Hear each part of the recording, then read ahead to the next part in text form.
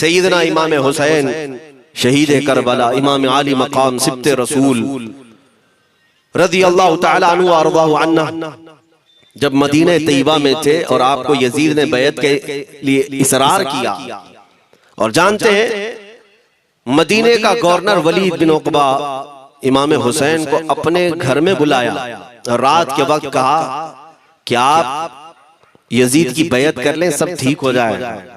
आपने एक तारीखी जुमला फरमाया था, आज वो सब मुसलमानों को याद होनी चाहिए। इमाम हुसैन ने ये नहीं कहा मैं हुसैन रसूलुल्लाह का नवासा यजीद की बैत करूंगा फासिक व फाजिर की, ये नहीं कहा आपने। तवज्जो चाहता हूं, आपने ये नहीं फरमाया, बल्कि ये फरमाया मुझ जैसा उस जैसे की बैत कैसे कर सकता है। ये क़यामत तक आने वालों के लिए मैसेज है, हुसैन जैसा कभी भी यजीद जैसे की बैत नहीं कर सकता, और ना ही वैसों की ताकत को वो मान सकता है। और अल्हम्दुलिल्लाह हमारी माओ ने बचपन से हमें हुसैन को ही सुनाया है, यजीद को नहीं। इसलिए आज अगर किसी तख्त पर यजीद बैठा हो तो हमें डर नहीं लगता इस बात का कि वो गर्दन उड़ा देगा, हमें इस बात का खौफ नहीं लगता कि फांसी पर चढ़ा देगा। हमें इस बात का यकीन है कि अगर हमारे टुकड़े भी हो जाएंगे तो इंशाअल्लाह हमारी रूह करबला जरूर पहुंचेगी। इमाम हुसैन के साथ क़यामत के दिन उठाए जाएंगे, हक बात करते हुए अगर दुनिया से जाएं। अजीजा ने गिरामी वक़ार, मैं तारीख की चंद झलकियां आपके सामने रखूंगा। मुझे हुक्म भी हुआ है, बहुत जल्दी वक्त खत्म हो जाएगा, समेटना है। मैं चंद मिसालें आपके सामने रखता हूं। ताकत किसे कहते हैं, कुव्वत किसे कहते हैं। जिम में जाकर बॉडी बनाने वाला ताकतवर है, काजू बादाम खाने वाला ताकतवर है, मुक्के मारने वाला ताकतवर है। कौन है ताकतवर? ताकत किसे कहते हैं? मेरे अजीजों, असल ताकत तो ये है कि तुम इस्तेमाल अपने हाथ पैर कुछ भी ना करो, लेकिन खलबली दूसरों में मची रहे। ये असल ताकत है, ये रब ताला की तरफ से दी हुई होती है इनाम में। वरना आप सोच सकते हैं कि हुसैन आजम के साथ जो लोग आए थे वो कुल काफिला कितना था। अलग अलग रिवायतें, इमाम हुसैन के साथ 135 लोग थे, बाज रिवायात में है 96 थे, 96 लोग थे, बाज रिवायत में 82 थे। शहीद होने वालों की तादाद 72 है। लेकिन इस बात पर अक्सर उलमा मुहद्दिसीन का ख्याल है कि 82 लोग थे, 82 लोग थे। 82 के मुकाबले में कितने लोगों को आना चाहिए रास्ता रोकने के लिए? अगर किसी आम आदमी से भी पूछे तो डबल कर दो, ट्रिपल कर दो, 4 गुना ज्यादा कर दो। नहीं, 82 को रोकने के लिए पहले 1000 लोग आए, फिर वो 1000 के बाद 4000 प्लस आए, 5000 लोग सिर्फ 82 लोगों को रोकने के लिए आए रास्ता। फिर ये लोग 4 दिन तक रास्ता रोकते ही रहे, 5000 लोग मिलकर। 10वीं मुहर्रम होने से पहले पहले फिर तकरीबन 16000 लोग आए, यानी तकरीबन पूरे टोटल मिलाकर 22000 के करीब, 21000 समथिंग कुछ। 22000 की फौज क्या माने रखती है किसको रोकने के लिए? 82 लोगों को। इसी से समझ में आता है असल ताकत किसे कहते हैं। ताकत इसी को कहते हैं कि उधर 3 दिन के भूखे और प्यासे हैं, उनके खीमों में साजो सामान भी नहीं, जंग के असबाब भी नहीं, और वो जंग की नीयत से भी नहीं गए। उसके बावजूद 22000 के सीनों में जो खलबली मची है, दुनिया इसी को समझ नहीं पा रही है। अगर दुनिया ये समझती है क्वांटिटी का नाम ताकत है तो हम उसको रद्द करते हैं, नहीं, क्वालिटी का नाम ताकत है। ईमान ये असल ताकत है। और एक तारीखी बात मैं आपके सामने रखता हूं। इमाम हुसैन का रास्ता रोकने के लिए सबसे पहले यजीद की फौज से जो शख्स आया था उसको हुर बिन यजीद कहते हैं। हुर बिन यजीद अर-रियाई 1000 का लश्कर लेकर के ये इमाम हुसैन का रास्ता रोकने आए। 2 दिन तक इधर उधर घुमाते रहा, और जब जब नमाजें होती रही, इमाम हुसैन मुसल्ला इमामत पर हैं और ये यजीदी इक्तिदा भी कर रहे हैं। हर जमात इमाम हुसैन के पीछे हो रही है। लेकिन मैं आपको बताता हूं, 10वीं मुहर्रम से पहले इमाम हुसैन ने खुतबा दिया और यजीदियों से कहा, क्या तुम मेरी हैसियत को नहीं जानते? मैं फातिमा ज़हरा का बेटा हूँ, हैदर कर्रार का नूरे नजर हूँ, रसूलुल्लाह का नवासा हूँ। मेरी निस्बतें क्या तुम्हें नहीं मालूम? तुम मेरे खून से अपने हाथों को न रंगो, मैं तुम्हारे पास ऑप्शन रखता हूं, मैं इस रास्ते से अपने वापस मदीने की तरफ जाता हूं या किसी साहिल की तरफ या दिमश्क जाऊंगा, जंग करना नहीं चाहता तुमसे। ये तीन ऑप्शन जब इमाम हुसैन ने रखा तो यजीदियों ने एक को भी कबूल नहीं किया, वो जंग करना ही चाहते थे, इमाम हुसैन के खून के साथ खेलना ही चाहते थे। लेकिन जो हुर बिन यजीद है, तवज्जो चाहता हूं, जो खुद इमाम हुसैन का रास्ता रोकने के लिए आया, उसके दिल में ये बात आई और उसने आकर के 10वीं मुहर्रम को यजीदियों से कहा, मियां मान लो हुसैन की बात, तीन में से कोई एक बात मान लो, हम जंग नहीं करना चाहते, वो रसूलुल्लाह के बेटे ही तो है। तो सारे जो सिपह सालार बड़े बड़े थे, अमर बिन साद, शिमर वगैरह, हुर बिन यजीद से कहने लगे, तुझे कौन कहता है फैसला करने के लिए, तू सिपाही है, 1000 की नफरी तेरे साथ दी गई है, बस अगर तुझे हमारे साथ रहना है तो मैदान में जमा रहे, वरना चला जा, तू सुलह की बातें मत कर। हुर बिन यजीद उसी दिन 10वीं मुहर्रम को उन यजीदियों से कहता, अच्छा अगर तुम मेरे इस बात को नहीं मानते तो तुम्हारी सिपह सालारी तुम्हें मुबारक में हुसैन के खीमे में जा रहा हूं। जो यजीद की तरफ से आया था वो किधर चला गया, मौला हुसैन के खीमे में। कब? सिर्फ 10वीं मुहर्रम, एक रिवायत में 9वीं मुहर्रम को, एक दिन पहले इमाम हुसैन के खीमे में आया, दस्तबोसी की, माफी मांगी और इमाम हुसैन ने कहा अब तुम जा सकते हो अपने घर। हुर बिन यजीद ने कहा मैं उस वक्त तक अब आपका साथ नहीं छोड़ूंगा जब तक मेरे जिस्म में आखिरी सांस बाकी रहे, मैं आपके साथ रहूंगा। अब इमाम हुसैन की वफादारी में आने वाला कौन था, इसलिए मैं आपको एक चीज दे जाता हूं मेरे अजीजों, अल्लाह अज़्ज़ व जल की कुदरत के फैसले हैं, वो जब चाहता है कहीं से भी किसी को हिदायत अता फरमाता है। वो बातिल कुव्वतों के मौजूद पलने वाला बच्चा भी कभी रब तबारक व तआला हिदायत देता है, उसे आलिम बनाता है, और कभी काबे की छांव में पलने वाले को मौला अबू जहल भी बनाता है, गुमराह कर देता है। हुर बिन यजीद मौला हुसैन के पास आ गए, जो बात मुझे कहनी है उसके लिए मुझे इतना वाकया बयान करना पड़ा है। मैं असल पॉइंट की तरफ आता हूं, क्यों मैं ये बयान कर रहा हूं।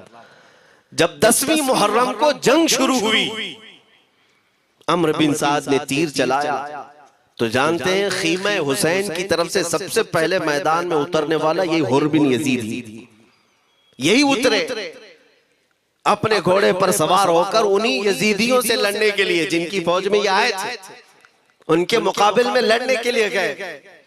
और जब लड़ने की इब्तिदा हुई, सुबह से दोपहर के करीब तक वो लड़ते रहे, जवाल तक। अब जो बात कहना है तवज्जो से सुनो। हुर बिन यजीद ने सुबह से लड़ाई की, बहुतों ने वहां पर मैदान जंग में मुकाबला आराइयां की हैं, लेकिन हुर बिन यजीद की जो लड़ाई है वो तारीख में लिखी हुई। आज उन्होंने यजीदियों के साथ जो जंग किया, कई घंटे जंग करने के बाद जानते हैं तन्हा हुर बिन यजीद ने 120 यजीदियों को कत्ल किया। 120 की तादाद, एक घोड़सवार एक ही है, 120 को मार गिराया। उसके बाद जामे शहादत नोश किया। मैं तारीख पढ़ रहा था, वहीं पर हमने किताब को रोक दी। बहुत सारे लोग करबला के वाकयात में इमाम हुसैन के खानदान के बच्चों के शहादत तो बयान करते हैं, उनके जिस्म कट गए, उनके ऊपर घोड़े दौड़ाए गए, लेकिन तुम ये नहीं जानते कि हुसैनी शहजादों ने बातिल कुव्वतों के कैसे छक्के छुड़ाए। एक एक जवान ने मुकाबिल में आने वालों को उनकी औकात कैसे याद दिलाई थी। अब सुनो, हुर बिन यजीद 120 को मार गिरा सकते हैं, वो भी एक दिन पहले खीमा हुसैन में आने वाला, एक दिन पहले खीमा हुसैन में आने वाला। बात समझ में आ रही है? अभी जो एक दिन पहले खीमा हुसैन में आ जाए उसकी ताकत का हाल ये है, जो पैदाइशी हुसैनी हो उसकी ताकत का हाल क्या हो। मेरे अजीजों, ताकत किसे कहते ये समझो। यह और बात है कि लोगों को अपनी ही औकात मालूम नहीं, अपनी हैसियत मालूम नहीं है। होता क्या है मैं आपको बताऊं। अल्लामा अब्दुल मुस्तफा आजमी साहब ने एक बड़ी प्यारी बात लिखी है। वो गुजरात के हालात बहुत अच्छी तरह से जानते थे। आपने एक बहुत अच्छी बात लिखी जो हमारे तमाम चीजों से या आज के जमाने में ये चीज मैच होती है। एक ताजिर तिजारत करने के लिए निकला, उसके पास कुछ कीमती हीरे थे, कीमती हीरे थे, और वो हीरों की तिजारत करता था और एक चोर उसके पीछे पड़ गया। और वो चोर रोजाना वो चोरी करने के चक्कर में रहता था कि जब रात को ये ताजिर सोए तो मैं ये हीरे निकाल लूंगा। लेकिन 2-3 दिन जब जब वो ताजिर सोता था वो पूरे हीरे चेक करता था, कहीं नहीं मिलते थे। थक गया चोर। 3 दिन के बाद उस ताजिर को उसने पूछा, चोर ने कहा कि तुम हीरे रखते कहाँ हो? दिन भर तो तुम्हारे पास होते, रात में कहाँ जाते? तो उस ताजिर ने कहा, अकल का अगर तू इस्तेमाल करता तो तुझे बात समझ में आती। रोजाना मैं तेरे ही जुब्बे में रात को ये हीरे रखकर खुद सो जाता। वो अपना नहीं तलाश करता, इसका तलाश करता। बिला तशबीह बिला तमसील। मेरे अजीजों, तुम्हारे पास जो ताकत है तुम्हें उसका अंदाजा नहीं। तुम जो मोहब्बत मुस्तफ़ा सल्लल्लाहु अलैहि वसल्लम की शमा अपने सीने में रखते हो, मौला करीम का वादा है तुम्हारे साथ, काना हक्कन अलैना नस्रुल मुमिनीन। रब ताला फरमाता, हमने अपने ऊपर लाजिम कर लिया है कि ईमान वालों की मदद करें। और हमने मदद देखी है, रब ताला की मदद देखी है।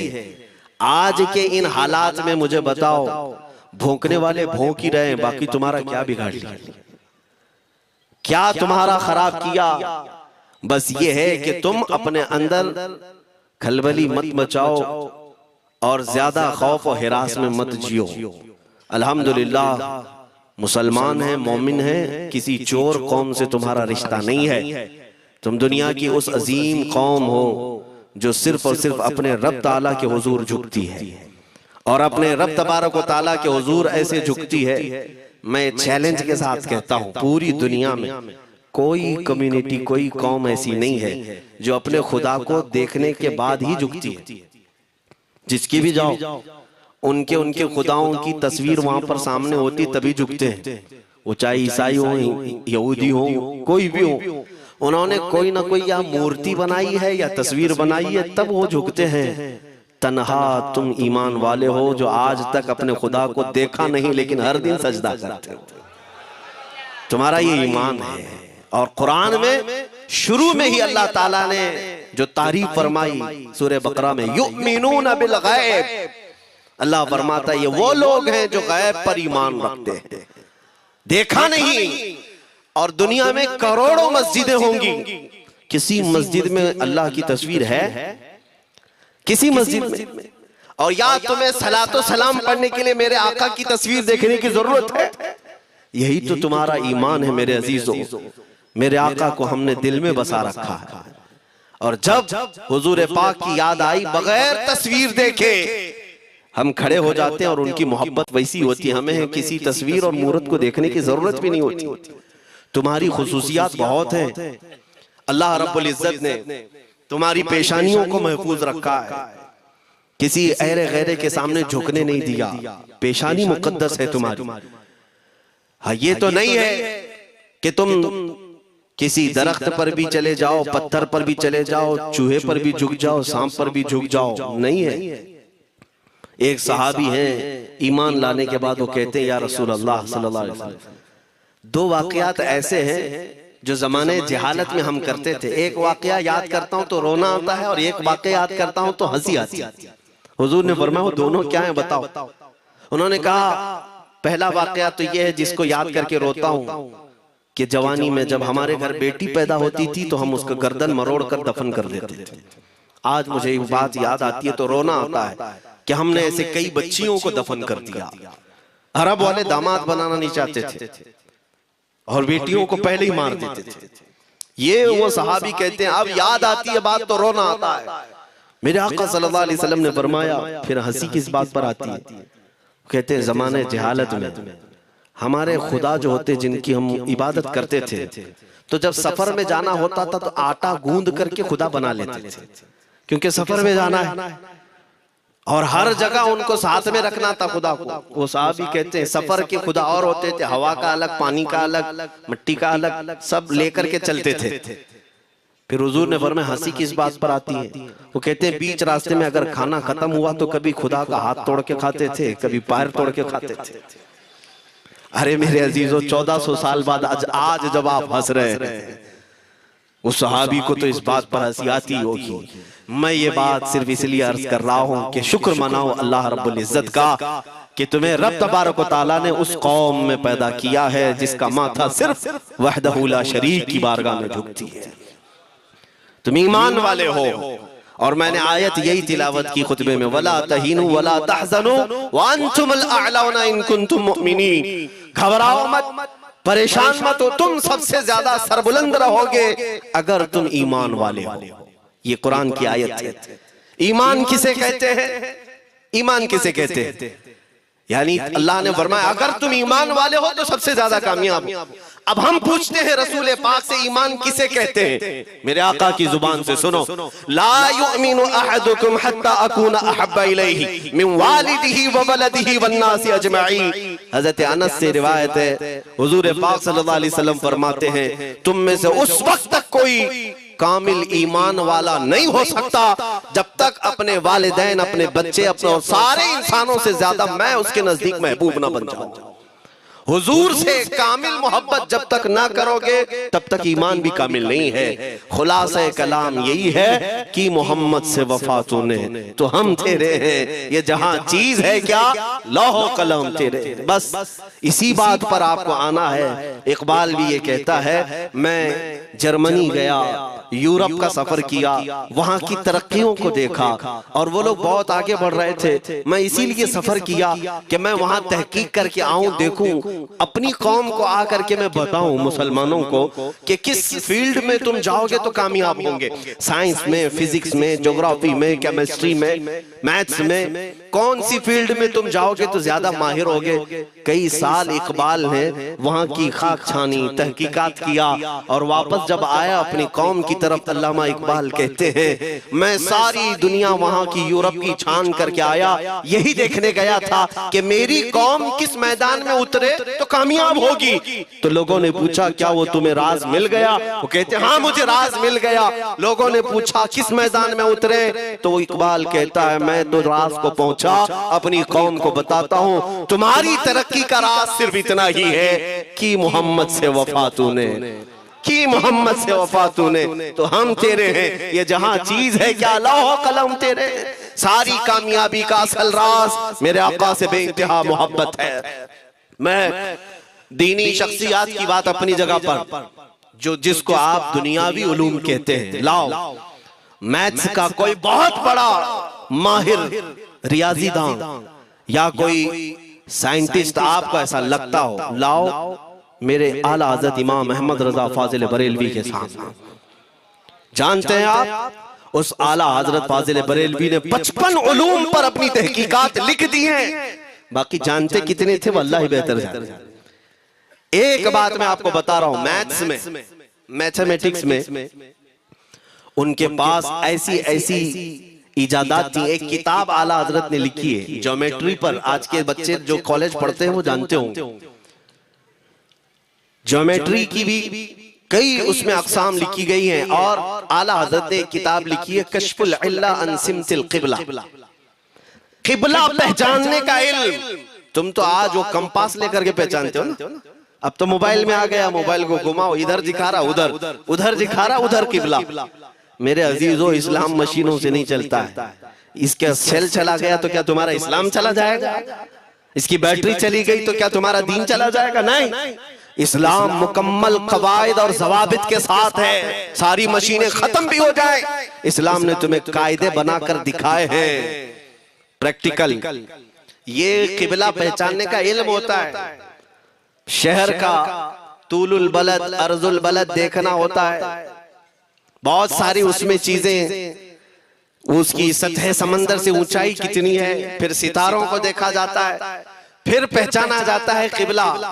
उसको हिसाब में लगाया जाता है। आला हजरत ने ये जो किताब लिखी, पूरे 1400 साल में आला हजरत की ये किताब, जिसमें 10 कायदे खुद उन्होंने इजाद किए, उनसे पहले किसी ने नहीं लिखी, खुद उन्होंने इजाद किए। और उसके बाद आला हजरत ने चैलेंज के साथ कहा कि मैंने, फकीर ने ये 10 कायदे इजाद किए हैं, इस पर कोई अमल करके किबला पहचानना चाहे तो उस पर अमल करके खड़ा हो जाए। अगर हिजाबात हटा दिए जाएं तो काबा उसकी नाक के सामने होगा।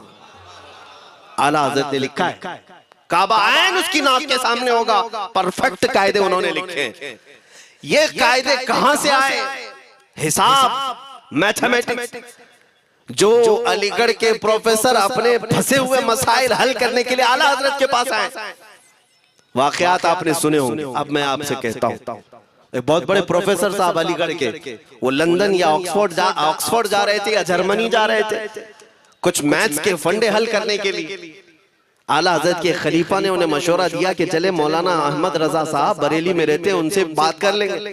पहले तो उन्होंने मजाक उड़ाया, मौलवी लोगों का काम है, प्रोफेसर जिसमें बसा हुआ है। उन्होंने कहा लंदन और जर्मनी जाने में जितना खर्चा आता है उससे कम ही बरेली को लगता है, एक बार ट्राई कर लीजिए। वो आए आला हजरत के यहाँ, वो मौलाना सैयद सुलेमान साहब के कहने पर जब आला हजरत के पास आए, असर का वक्त था, अजान हो चुकी थी, आप मस्जिद की तरफ जा रहे थे। प्रोफेसर साहब से मुलाकात हुई। आला हजरत ने पूछा कैसे आना हुआ? उन्होंने कहा एक बहुत पेचीदा मसले में फंस गया हूं, मैथ्स का, रियाजी का, हिसाब का हल नहीं होता, इसके लिए मैं बाहर का सफर कर रहा था। आपके शागिर्द मौलाना सुलेमान साहब ने कहा कि आपसे मिलने। आला हजरत ने कहा दिखाएं क्या मसला है? उन्होंने कहा इतने शॉर्ट टाइम में ये हल नहीं होगा, नमाज के लिए आप जा रहे हैं। आला हजरत ने फरमाया फिर भी दिखाओ। आला हजरत को उन्होंने वैसे ही खड़े दिखाया। देखते ही आला हजरत ने उंगलियां रखी और कहा इसका यहां से, इसका यहां से, फलां का यहां से, इस तरह आप लगा करके देख ले, मैं असर की नमाज से फारिग होकर आता। वो प्रोफेसर साहब कहते हैं उन्होंने चुटकियों में यूं हल किया, मैं जब बैठ करके उस मसले को लगाया तो तुरंत 2 मिनट में वो मसला हल हो गया। अब जिसके लिए मैं ये वाकया अर्ज कर रहा हूं, सुनो। वो हैरत में आंखें फटी फटी रह गई उस प्रोफेसर साहब की। उधर नमाज होने के बाद आए आला हजरत, तो वो अश करने लगे। कहा मौलाना साहब मैं पहली मर्तबा देख रहा हूं कि मदरसे का कोई मौलवी मैथ्स के इतने टफ फंडे को हल कर लेता हो। मौलाना ये तो बताएं, ये रियाजी और ये मैथ्स के मसले आपने किससे सीखे? कौन है आपको? किस कॉलेज में, किस यूनिवर्सिटी से आपने सनद हासिल की है? यही मुझे कहना है मेरे से। अब आला हजरत का जवाब सुनो। कहते हैं जनाब मैंने अपने वालिद से सिर्फ प्लस माइनस और मल्टीपल के मसले सीखे, जमा, नफी और ज़रब। हमारे वालिद साहब ने बस इतना ही सिखाया। और उस वक्त बचपन में मुझे मंतिक, फलसफा, ये सब किताबें पढ़ने का शौक था। मैं हिसाब के, ज्योमेट्री की ये किताबें लेकर बैठा। मेरे वालिद आए, देखा, पूछा अहमद रजा क्या पढ़ रहे हो? मैंने दिखाया ये मंतिक है, फलसफा है या हिसाब की किताबें हैं। मेरे वालिद ने वो किताबें अपने हाथ में ले ली और कहा जा रसूलुल्लाह की हदीसें पढ़, सदके में सारे इल्म दे दिए जाएं। आला हज़रत फरमाते हैं उसके बाद मैंने अपनी जिंदगी मेरे मुस्तफा के कदमों में लगा दी। ये जो आप देख रहे हैं ये मेरे मुस्तफा के कदमों से छन कर मुझे मिला। बस बात समझ जाओ, ताकत इसी को कहते हैं। नबी पाक सल्लल्लाहु ताला अलैहि वसल्लम से बेइंतहा मोहब्बत करने वाला वो दुनिया के किसी मैदान में भी तन्हा नहीं होता, तन्हा नहीं होता। अजीजा ने गिरामी वक़ार, मैं इस बात की तरफ आपको ले जाता हूँ। एक सहाबी हजरत सलमा बिन अक्वा रदियल्लाहु ताला, इनको राजिलु रसूलिल्लाह कहा जाता है।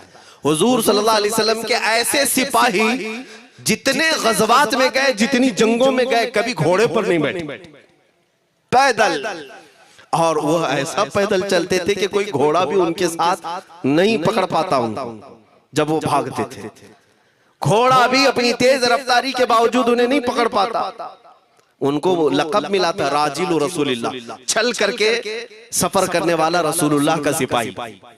एक बार ऐसा हुआ, एक बनु कार्रा का शख्स जिसका नाम अब्दुर्रहमान है, ये मुनाफिक था, खबीस था, इसने तकरीबन 400 लोगों को जमा किया अपने हम मिजाज लोगों को, और मदीने पर रात के वक्त एक बगीचे पर हमला किया, पूरे बगीचे को आग लगा दी, और उसके बाद फिर जो खजूरें थी वहां से सब लूट लिया, लूट करके अपने घोड़ों पर रख लिया और निकल पड़ा। उस वक्त सिवाय हजरत सलमा बिन अकवा के कोई नहीं था। उधर 400 लोग लूट मार कर रहे हैं और खजूरें जमा कर रहे हैं, और ये तन्हा साहबी, इस साहबी का हाल ये है घोड़ा भी नहीं होता था कभी नहीं।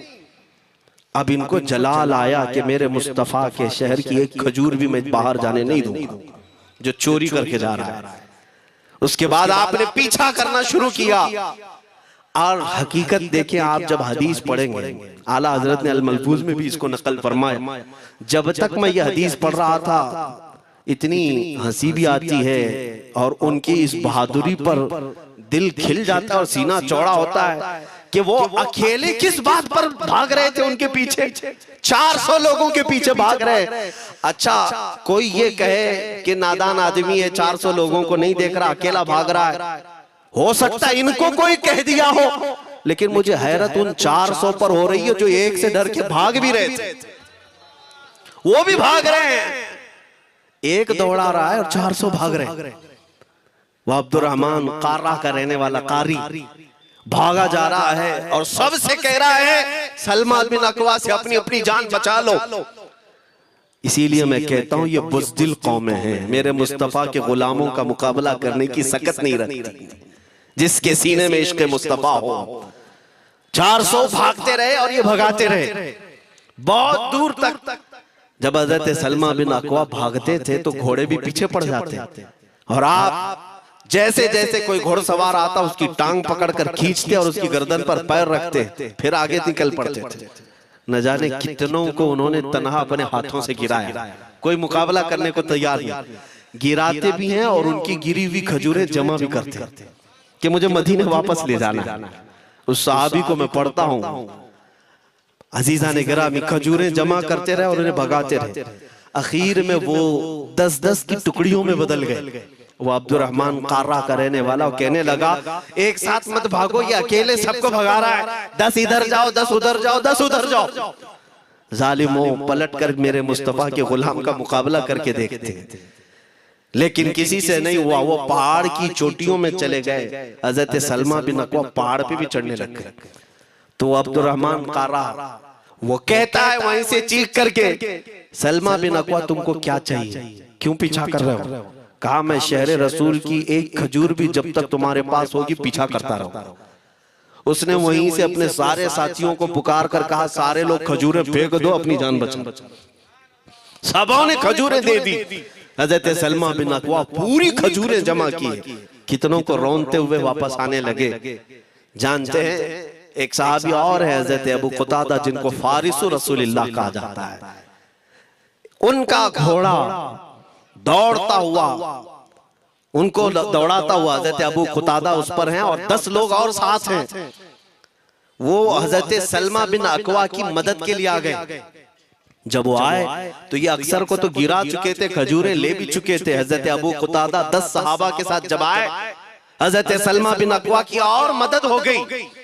अब ये मदीने आने लगे तो तवज्जो चाहता हूँ। हजरत सलमा बिन अकवा ने पूछा मैं तो अकेला दौड़ा रहा था, कोई मुझे न देखा था न ये वाकई की किसी को खबर थी, तुम यहाँ तक कैसे आए? तुमको किसने भेजा मेरी मदद के लिए? मुसलमानों याद रखो मेरे मुस्तफा की वफादारी में जब कोई निकलता है तो कहां से मदद आती है अंदाजा भी नहीं होता। हजरत सलमा बिन अकवा ने उनसे पूछा अबू कुतादा से तुम आए कैसे? हजरत अबू कुतादा ने जो जवाब दिया वो और ताज्जुब का था। कहा हमने नहीं देखा, हमको मालूम भी नहीं तुम किसके साथ गए हो, हमें ये वाकया भी नहीं मालूम, लेकिन हम अपने खीमे में बैठे थे, हमारा ये घोड़ा दौड़ता हुआ है, ये घोड़ा दौड़ता हुआ आया और दोनों पैर बार बार उठा करके हिनहिनाने लगा। मेरा घोड़ा ऐसा कभी करता नहीं, वो जिहाद में जाने वाला घोड़ा है, फरमाबरदार है। अबू कुतादा ने उसको सहलाया लेकिन फिर भी वो खामोश नहीं हुआ।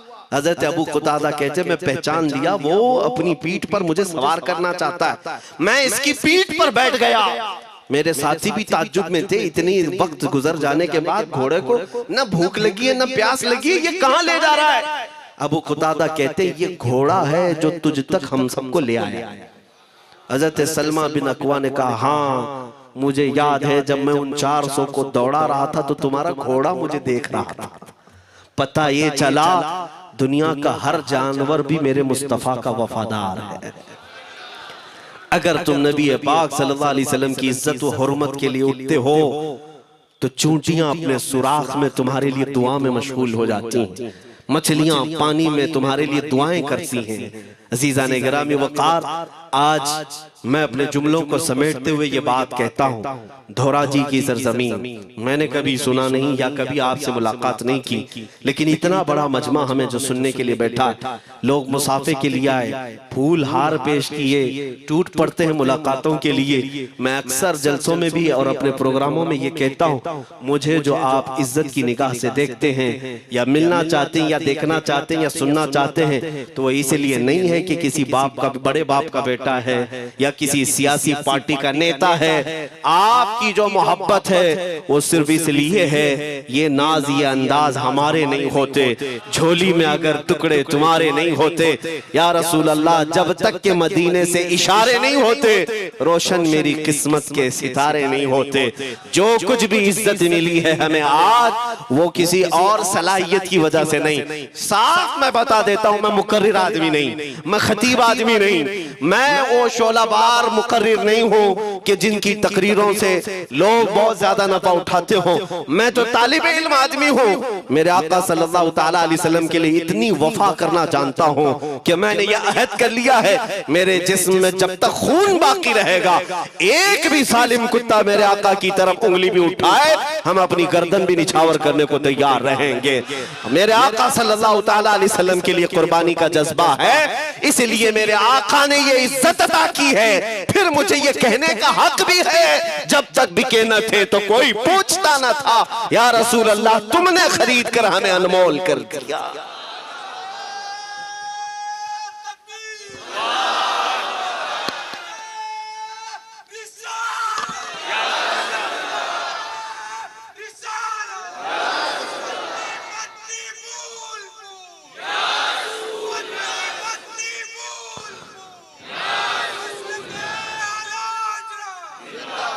मेरे अजीजों, इस बात पर आज तुम्हारा इत्तेहाद होना है, आज तुम्हारा इत्तेहाद होना है। मैंने काफी इलाकों के दौरे की और देख लिए, लोग जो कहते हैं हम बिखरे हुए हैं, बटे हुए हैं, टुकड़ों में हैं, लेकिन मैंने सबको देखा, यकीनन फिरकों में भी बटे हैं, सिलसिलों में भी। हालांकि सिलसिलों में इख्तिलाफ होना नहीं चाहिए, जो सलासिल हक्का हैं वो सब मदीने तैयबा की नहरें हैं, इख्तिलाफात नहीं, लेकिन उसके बावजूद बटे हुए लोग हैं, एक दूसरे से मुसाफा नहीं करना चाहते, एक दूसरे के पीछे नमाजें नहीं पढ़ना चाहते, जो खाली सुन्नी होकर भी, ईमान वाले होकर के भी। मैं बहुतों से ये शिकायतें सुना कि हम में बहुत सारे इख्तिलाफात हैं, लेकिन इसका हल तकरीरें हैं, तहरीरें हैं, लोगों को समझाना है, इस्लाह करना है, सब करके देख लिया। लेकिन एक बात मैंने खुद प्रैक्टिकल देख लिया कि 1000 टुकड़ों में क्यों न बटे हों, लेकिन मेरे मुस्तफा का नाम आ जाए तो हर कोई मुत्तहिद नजर आता है। ये हमने देख लिया है, ये हमने देख लिया है। किसी भी पीर से बैत क्यों ना हो, मैं दूसरों की बात नहीं करता, लेकिन मैंने पूरे हिंदुस्तान के कोने कोने में देखा है जाकर के, किसी भी सुन्नी सही अकीदा पीर से बैत क्यों ना हो, अगरचे उसके आपस के झगड़े हों, लेकिन हमने एक मजमे में मुझे सुनने वालों को, ऐसे इख्तिलाफ वालों को भी देखा, दोनों सुन रहे हैं, लेकिन जब हमने पूछा मेरे मुस्तफा करीम की इज्जत पर बात आए तो तुम में से कौन खड़ा हो सकता है, हर इख्तिलाफ रखने वाला भी ये कहता है या रसूल अल्लाह ये जिस्म भी तुम्हारा, ये जान भी तुम्हारी, करूं तेरे नाम पे जान फिदा, न बस एक जान दो जहां फिदा, दो जहां से भी नहीं जी भरा, करूं क्या करोड़ों जहां नहीं, ये हर एक का नारा है। इससे पता ये चला कि आज तुम सबको अगर कोई चीज जोड़ सकती है तो नाम मोहम्मद है, मेरे मुस्तफा करीम सल्लल्लाहु अलैहि वसल्लम की मोहब्बत है। गुंबदे खजरा की छांव में सबको जमा करो, इंशाअल्लाह अज़ीज इत्तेहाद बरकरार रहेगा। असल की तरफ नजर रखो, बादशाह की तरफ नजर रखो। बाकी जितने वली हैं, जितने पीर हैं, सब वजीर हैं, सब वजीर हैं। बादशाह सिर्फ मेरा मुस्तफा है। नबी पाक सल्लल्लाहु ताला अलैहि वसल्लम को हम शहंशाह तस्लीम करते हैं। लिहाजा अगर बादशाह की तरफ नजर होगी तो तुम्हें शैतान ये इस तरह की लड़ाइयों में नहीं रखेगा, वो कामयाब नहीं हो सकेगा। तुम सबका मिशन अगर मेरे मुस्तफा की इज्जत और उनकी नामूस हो जाए, हुजूर अकरम सल्लल्लाहु ताला अलैहि वसल्लम की तरफ हमने देखा बड़े बड़े इख्तिलाफात खत्म हो जाते हैं। हजरत अबू ज़र ग़िफ़ारी, हजरत बिलाल हबशी, दोनों में झगड़ा हो गया था, टकरार हुई। हजरत अबू ज़र ग़िफ़ारी ने सिर्फ हजरत बिलाल को गुस्से में आकर कहा, काली औरत के बेटे, या इब्न उम्मी सौदा। ये तकरार में हो जाता है। हजरत बिलाल को ये बात लग गई, थे तो काले, लेकिन साहबी ने कहा था काली औरत के बेटे। हुजूर के पास जाकर अर्ज किया, या रसूल अल्लाह, अबू ज़र ने मुझे आज यूं कहा, अबू ज़र ने मुझे आज यूं कहा, काली औरत के बेटे। मेरे आका सल्लल्लाहु अलैहि वसल्लम को जला ला, बाहर आए, बुलाया, अबू ज़र कहाँ है? आए। हुजूर पाक ने उनको मुखातिब करके सिर्फ इतना फरमाया, अफीकल जाहिलिया, अभी तक तुम्हारे अंदर पुरानी जाहिलियत बाकी है? 3 बार पूछा और उसके बाद मेरे आका चले, कुछ नहीं फरमाया। पुराने जमाने की काफिरों की जाहिलियत अभी बाकी है, जो माँ के नाम से लोगों को गालियां देते या पुकारते थे। हजरत अबू ज़र ग़िफ़ारी को इतनी बात लग गई कि मेरे आका मुझसे रूठ गए, मेरे आका के दिल पर यह बात लग गई। तो उन्होंने ये नहीं किया कि देखा जाएगा बाद में क्या होगा, नहीं, सीधे मस्जिद नबवी में हजरत बिलाल को ढूंढने के लिए आए। कहाँ है? हजरत बिलाल मिल गए तो उनका हाथ पकड़ करके लाए। अबू ज़र ग़िफ़ारी जमीन पर लेट गए, सो गए। कहा है बिलाल, मुझे माफ कर दे, मैंने तुझे सख्त जुमला कहा, मुझे माफ कर दे। हजरत बिलाल ने कहा, ठीक है, मैंने माफ कर दिया, हो गई बात। लेकिन हजरत अबू ज़र ग़िफ़ारी ने कहा, नहीं, मेरा दिल इस पर सुकून नहीं मानेगा। एक काम करो ए बिलाल, तुम अपना ये पैर मेरे चेहरे पर रगड़ो, ये तुम्हारा तलवा जिसको मैंने काला कहा था, उसी तलवे से मेरे चेहरे पर तुम रगड़ो, ताकि मुझे मेरी हैसियत पता चल जाए। हजरत बिलाल क्या उनकी बात पर अपना पांव उनके चेहरे पर रगड़ देते, दोनों हाथों से उनको जमीन पर उठाया और सीने से सीना लगाया। कहा है अबू ज़र, कैसी बात करते हो? जिस आका के तुम गुलाम हो, उसी आका का मैं भी गुलाम। मैंने ये तारीख में पढ़ा है, अगर सख्तियों को कोई चीज जोड़ सकती है तो मेरे आका की मोहब्बत है और मुस्तफा करीम की मोहब्बत है। तुम्हारे सीने चौड़ा कर देगी, तुम्हारा दिल कुशादा कर देगी, तुम अपनों को एक्सेप्ट करने लग जाओगे अपने नबी की निस्बत पर। हाँ, एक बात याद रखें, मैं ये सिर्फ मेरे आका की निस्बत वालों के लिए कह रहा हूं, बाकी हमारा अकीदा तो ये है, नबी से हो जो बेगाना उसे दिल से जुदा कर दे, पिदर मादर बिरादर जानो माल उन पर फिदा कर दे। हम उसको मानते ही नहीं, चाहे बाप हो कि माँ हो, जो मेरे नबी को नहीं जानता, जो मेरे आका की अजमत को नहीं पहचानता। मैं उनके बारे में नहीं कहता। हाँ, हमारे एक उस्ताद बुजुर्ग, उन्होंने फरमाया था कि बेटा, बात करने का लहजा नरम रखना हमेशा।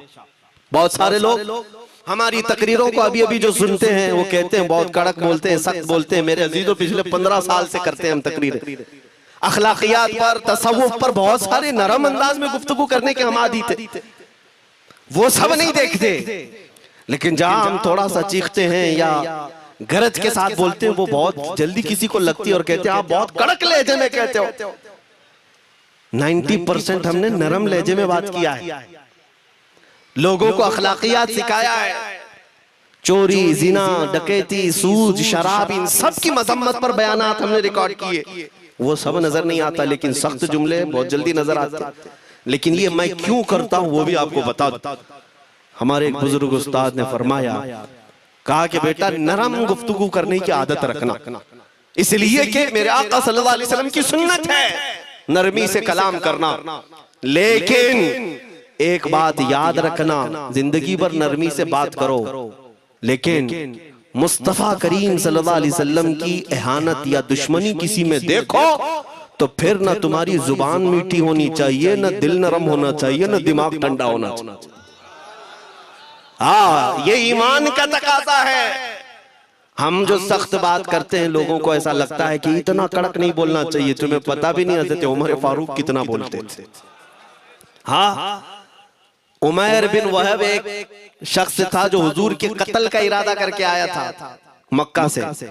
सफवान नाम का एक और शख्स, उमैर नाम के दो लोग हतीम काबा में बैठकर मीटिंग करके आए, क्योंकि सफवान का बाप जंग बदर में मारा गया था, उमैर का बेटा जंग में कैदी होकर हुजूर के पास कैद था। दोनों का प्रॉब्लम सेम था, दोनों लोग हतीम काबा में बैठ करके फैसला करते हैं। सफवान ने कहा मैं तुझे बहुत पैसे दूंगा, एक तलवार को जहर में बुझा कर जाओ मदीने और मोहम्मद का कत्ल करके आओ सल्लल्लाहु अलैहि वसल्लम। उमैर बिन वहब तलवार छुपा करके मदीने आया, लेकिन जिस वक्त वो आया हजरत उमर फारूक चंद सहाबा के साथ मस्जिद नबवी के बाहर खड़े थे। देखते ही उसकी गर्दन में जो है ये गमछा डाला, रुमाल, और कहा खुदू हादल कल, पकड़ो इस कुत्ते को। ये हजरत उमर की जुबान से निकले, कहते पकड़ो इस कुत्ते को। यही वो है जो बद्र के अंदर मैदान बद्र में मक्का वालों को भड़का रहा था जंग पर हुजूर के खिलाफ, यहाँ मदीने में आया है, पकड़ो इसको। हजरत उमर बाहर ही सब कर देते, लेकिन कहा कि मैं हुजूर से पूछ के आता हूँ इसका करना क्या। मेरे आका के पास गए, कहा या रसूल अल्लाह शैतान कुरैश आया, कुरैश का शैतान आया है उमैर बिन वहब, और मुझे लगता है वो बुरी नीयत से आया है।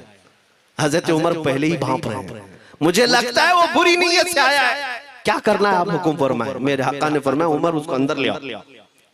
उमैर बिन वहब को वैसी गर्दन में वो गमछा डाल के घुमा के अंदर ले आए मस्जिद नबवी। हुजूर ने पूछा, हजरत उमर से कहा छोड़ दो। जब अंदर आया तो पूछा हुजूर ने क्यों आए उमैर। अब वो झूठ बोलने लगा, मेरा बेटा आपके पास कैदी है, खैर खैरियत पूछने के लिए आए और क्या। मेरे आका ने फरमाया सच सच बताओ क्यों आए हो। उसने फिर कहा मैं अपने बेटे की खैरियत मालूम करने आया हूं, और क्यों आया हूं। हुजूर ने फरमाया खैरियत मालूम करने आए तो तलवार लेके क्यों आए हो। उसने तलवार दिखाने के लिए फेंक दिया, कहा इस तलवार का क्या होना है। तलवार तो हमारे पास बद्र में भी थी, लेकिन पता आप ही के साथ थी। बड़ी बड़ी बातें करने लगा। मेरे आका को जलाल आया और कहा उमर वो बात क्यों नहीं बोलते जो तुम सफवान के साथ काबा के हतीम में बैठकर करके आए हो। मदीने में बैठा रसूल खाने काबा में होने वाली गुफ्तगू को सुन रहा है। दूर नजदीक के सुनने वाले वो कान, काने लाले करामत पे लाखों सलाम। ये हदीस मौजूद है, सही हदीस है। इसी हदीस के तर्जुमानी करते हुए हम तो ये अकीदा रख ही सकते हैं ना, हम यहाँ से पुकारे वो वहां से सुने, मुस्तफा की समाअत पे। हाँ, ये अकीदा बरेली वाले का जो है वो अपने पेट का अकीदा नहीं, ये सहाबा का अकीदा है। मेरे अजीजों, जब मेरे आका ने फरमाया वो बात बताओ जो हतीम काबा में करके आए हो, अब थर थर थर कांपने लग गया। इससे इस रसूल से क्या छुपाएं जो हतीम काबा में तन्हाई में होने वाली मीटिंग को भी जानता हो। कहा अब मैं क्या बताऊं जब आपको सब मालूम है। अब मैं जो कहना चाहता हूं वो ये है, अशहदु अन्नका मुहम्मदन रसूलुल्लाह, मैं गवाही देता हूं कि आप मोहम्मद अल्लाह के रसूल हैं सल्लल्लाहु अलैहि वसल्लम। ईमान ले आए। अब सुनिए मेरे अजीजों, ईमान लाने के बाद हुजूर पाक सल्लल्लाहु अलैहि वसल्लम ने तलकीन फरमाई कि अब इस्लाम पर कायम रहो, ईमान पर बरकरार रहो। कत्ल करने के लिए आया, मेरे मुस्तफा का गुलाम बन गए। अब उसके बाद हजरत उमर क्या कहते हैं, हजरत उमर जो गमछा गले में डाल के अंदर लाए थे, अब गले में हाथ डालकर बाहर ले जाते हैं, और बाहर जो साथी खड़े थे उन सबको मुखातिब करके कहते हैं लोगों सुनो। हजरत उमर के अल्फाज सुने, कहते हैं थोड़ी देर पहले ये जो शख्स तुम देख रहे हो मुझे खिंजीर इससे अच्छा लगता था। अल्लाह, ये लफ्ज भी है, वल्लाही इन्नी लअहब्बु खिंजीरन मिन हाज़ा। कहते हैं कि इससे बेहतर मैं खिंजीर को समझता था क्योंकि ये दुश्मन रसूल था।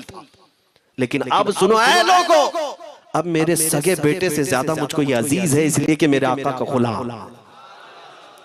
यही ईमान है, यही ईमान।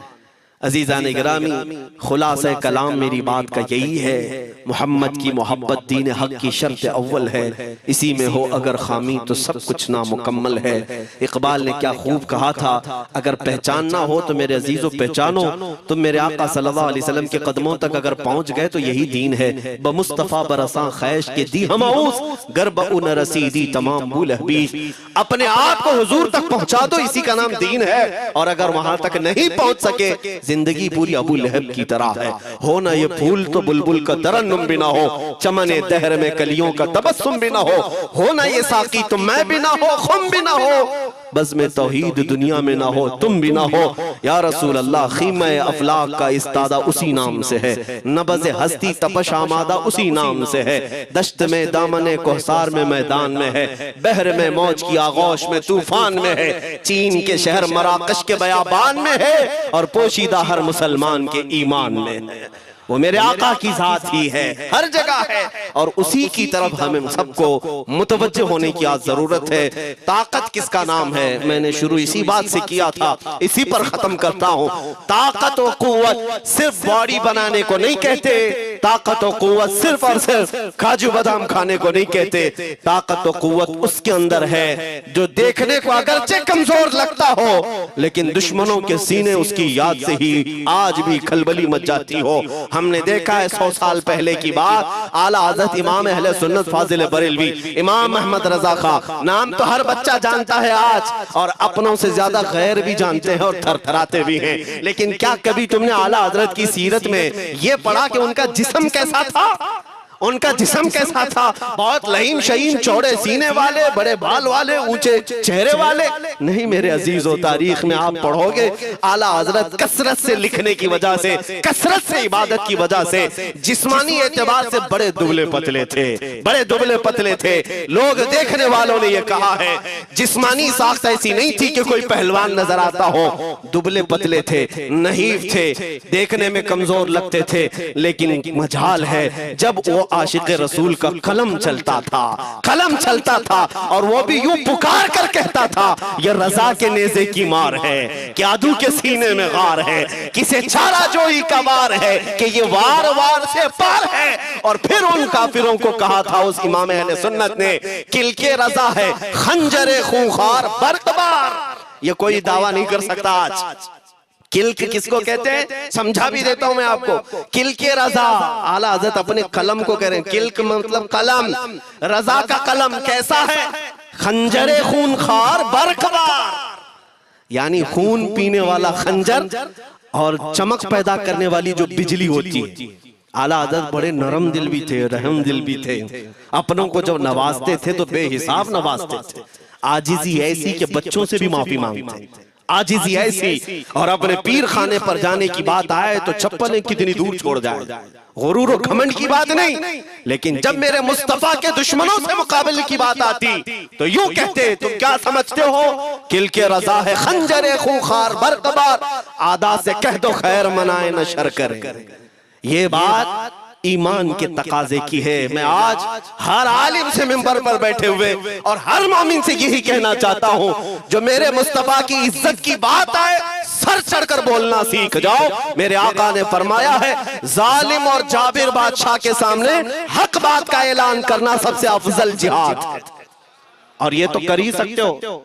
उन पाखंडियों को लफ्ज़ जिहाद से भी डर लगता है और लफ्ज़ जिहाद पर ही बड़ा प्रोपेगेंडा करते हैं। मुझे इस बात का कोई खौफ नहीं। हाँ, लोग ये कहते हैं मौलाना जिहाद के लफ्ज पर थोड़ा साइड होकर के बात कर लेते हैं। तुम बुज़दिल क्यों बने जा रहे हो? लफ्ज जिहाद एक पाकीज़ा लफ्ज है, मुकद्दस लफ्ज है। इस लफ्ज को अगर निकाल दिया तो मेरे आका की आधी सीरत खत्म हो जाएगी। कैसे बताओगे नबी पाक की सीरत? बदर को क्या कहोगे? तकरार हुई थी। खंदक, ओहद, तबूक, खैबर, ताइफ, ये सब को क्या कहोगे? तकरार हुई थी। जिहाद लफ्ज है, सेल्फ डिफेंस का नाम है। इतना हक तो हर एक को है मेरे अजीजों। लेकिन ये तो आज मैं ये बात भी नहीं कर रहा हूं तुमको, तलवार उठाओ, बंदूक उठाओ, गोली मारो, बंदूक से लो, ये सब बातें तो हम करते भी नहीं, हमें जरूरत भी नहीं। लेकिन हमें पता है हमारे अल्फाज ही काफी हैं। मेरे आका सल्लल्लाहु तआला अलैहि वसल्लम की मोहब्बत जिसके सीने में हो, मेरे आका ने जब ये फरमाया है कि हक बात का ऐलान करना सबसे अफजल जिहाद है, तो इस पर तो हर कोई आज अमल कर सकता है।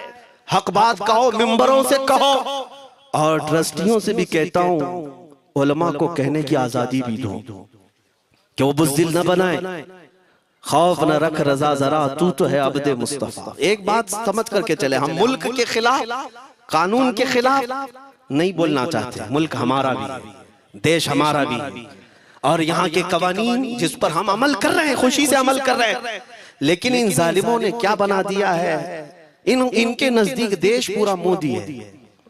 हाँ, इन साहब के बारे में मत बोलो, वो देश है, कल को अगर नहीं रहे तो देश चला जाएगा।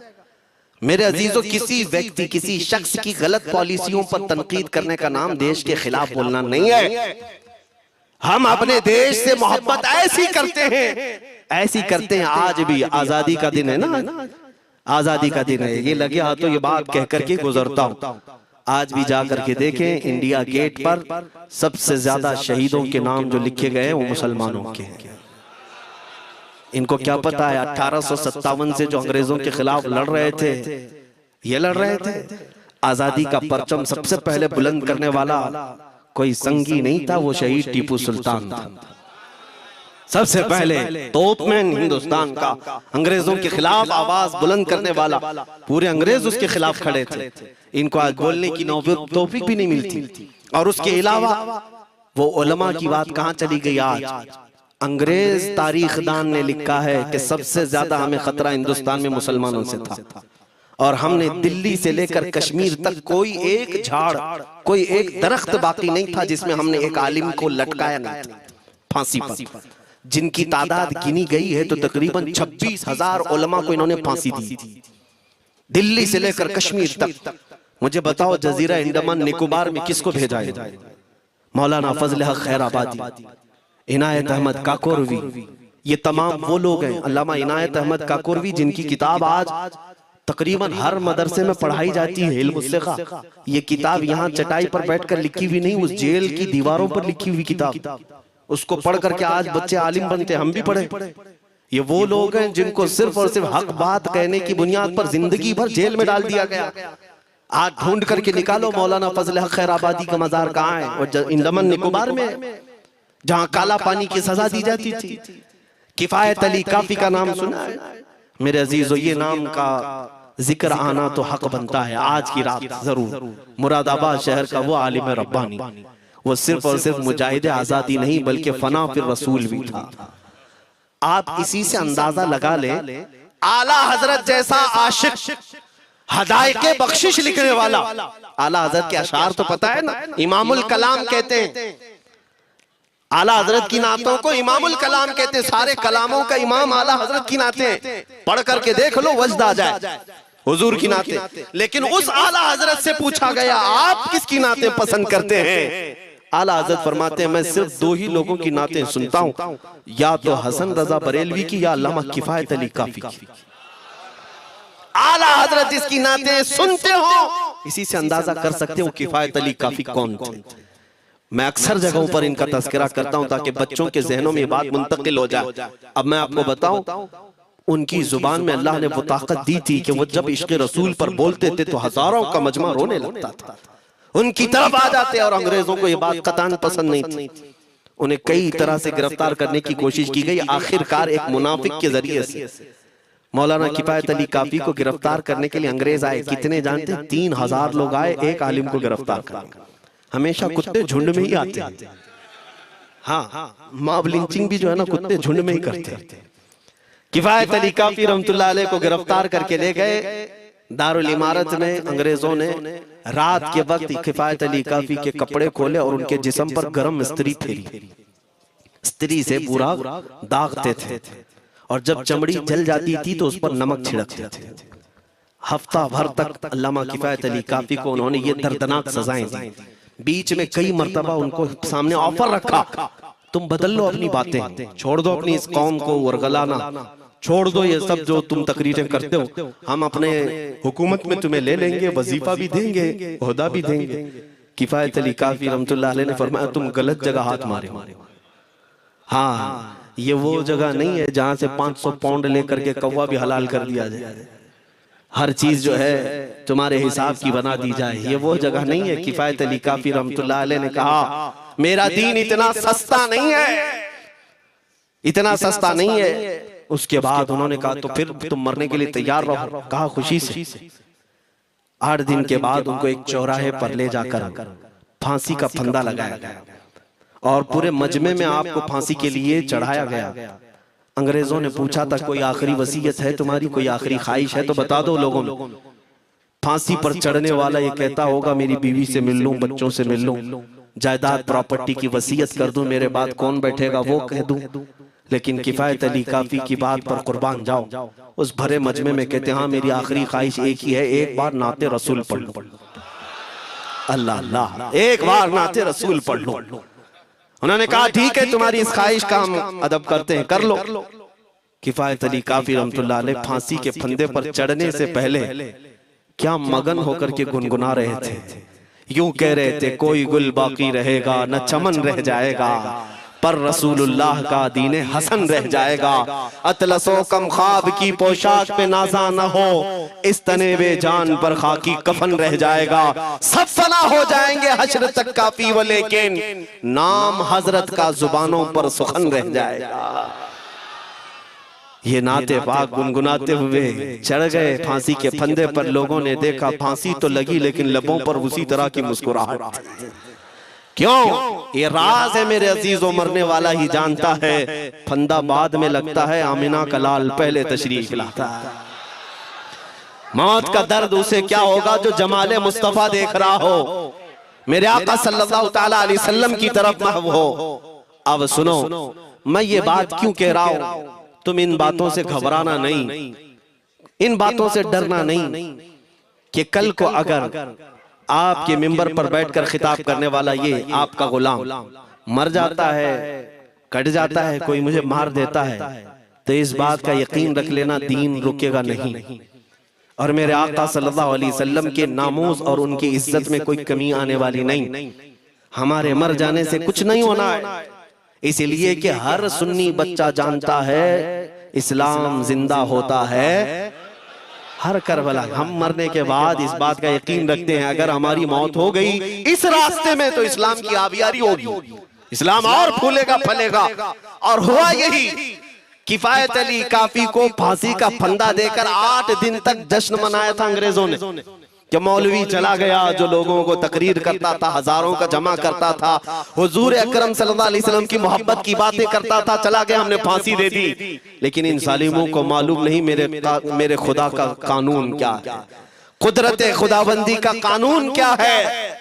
मुरादाबाद शहर में ये किफायत अली काफी को 1857 के पहले फांसी दे रहे हैं और उसी साल मुरादाबाद के करीब बरेली शहर में अल्लाह ताला अहमद रजा पैदा करा। तुम एक आशिक को फांसी दिए, हुजूर पाक के चाहने वाले को तुमने फांसी देकर ये समझा कि आप खत्म हो गया इश्क की बातें करने वाला। लेकिन कुर्बान जाओ, मोहब्बत मुस्तफा पर मेरा रब ऐसे इन मक्कारों के मकर को फेरता है कि फौरन अल्लाह ताला ने ऐसा आशिक पैदा किया, ऐसा आशिक पैदा किया कि फिर बरेली की तरफ से उठने वाली आवाज एक शहर में, एक बस्ती में नहीं, दुनिया के कोने कोने में पहुंच गई। आज 100 साल हो गए उस मर्दे कलंदर इमाम अहले सुन्नत को दुनिया से गए हुए, लेकिन हर मस्जिद की मिंबर और मेहराब आवाज देती है मुस्तफा जाने रहमत पे लाखों सलाम, शमे बज़ में हिदायत पे लाखों सलाम। और फिर हमारे बच्चे भी ये आज कह जाते हैं, डाल दी कल्ब में अज़मत मुस्तफा सय्यदी आला हजरत पे लाखों सलाम। ये निजाम है मेरे मौला का, एक चिराग तुम बुझाओगे मौला 100 चिराग रोशन फरमाए। हाँ इंशाअल्लाह अज़ीज, इस बात पर हम सबको जमा होना है। अल्लाह करीम हमें हमारी खोई हुई ताकत और कुव्वत अता फरमाए। आप रब तबारक व तआला की बारगाह में ये दुआ करें कि ऐ रब्बे जुल जलाल, जब तक जिंदगी बाकी है मौला मुझे तेरे नबी के वफादारों में शुमार फरमा। इसलिए मैं जब भी हुजूर की बारगाह में अरीजा पेश करता हूँ तो ये जरूर कहता हूँ, आका बद है तो आपके, भले हैं तो आपके, टुकड़ों पे यही के पले हैं, रुख किधर करें, तो जिसे जो मुंह छुपाएं तो करें किसके सामने। या रसूल अल्लाह, क्या किसी और से तवक्को नजर की है? हमारा मानना तो ये है, मैंने देखा भी है अपने बच्चों को, और हम कहते हैं मेरे आका की बारगाह में, आका गुनहगार तो हो गए लेकिन आपके गद्दार नहीं है, गद्दार नहीं है। जब तक गद्दार नहीं होंगे मेरे आका की तरफ से तुम्हारे लिए हमेशा इस्तकबालिया खुला रहेगा। आओ मेरे अजीजों, इस बात पर मैं गुफ्तगू को खत्म करता हूँ आज के इस उर्स मुबारका में। और आज आजादी की ये रात है, हम बारगाह मुस्तफा में अरीजा पेश करते हैं, या रसूल अल्लाह, आपको इस वतन से बुए वफा आई थी, मेरे आका इस वतन की तरफ नजरे करम फरमा दे। क़यामत तक आने वाली हमारी नस्लों में मेरे आका सिर्फ आपके आशिक ही पैदा हो, कोई गद्दार ना पैदा हो। हमारी दुआ यही है मेरे आका, मैं मुजरिम हूँ आका, मुझे साथ ले लो कि रस्ते में हैं जा बजा थाने वाले, चमक तुझसे पाते हैं सब पाने वाले, मेरा दिल भी चमका दे चमकाने वाले। व आखिरु दावाना अनिल हम्दुलिल्लाहि रब्बिल आलमीन।